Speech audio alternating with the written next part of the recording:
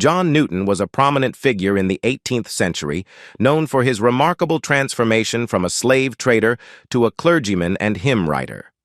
John Newton was born on July 24, 1725, in London, England.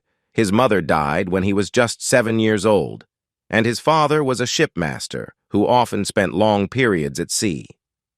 At the age of 11, Newton joined his father at sea and started working on ships. Eventually, he became involved in the Atlantic slave trade. Newton's involvement in the slave trade reached its peak when he worked as a captain of slave ships, participating in the transportation of African slaves to the Americas. Newton's life took a dramatic turn during a violent storm at sea in 1748, when he cried out to God for mercy. This experience marked the beginning of his spiritual journey.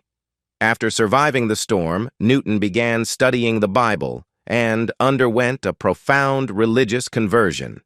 He eventually left the slave trade and pursued a life dedicated to Christianity. Newton became an evangelical Christian and, in 1764, was ordained as an Anglican minister. He served in various parishes, including Olney and St. Mary Woolnoth in London. Newton became an influential voice in the movement to abolish the slave trade. He spoke out against the inhumanity of the trade and worked with other abolitionists, such as William Wilberforce, to bring about its end. John Newton is best known for writing the hymn, "Amazing Grace." The lyrics were penned in 1772 and reflect Newton's own experiences, acknowledging his past involvement in the slave trade and celebrating the transformative power of divine grace. Newton continued his ministry until his retirement in 1780. He spent his later years preaching, writing, and advocating for social justice.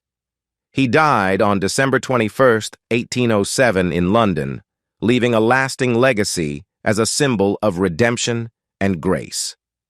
"Amazing Grace" remains one of the most beloved hymns and has been widely recorded and performed by various artists across different genres.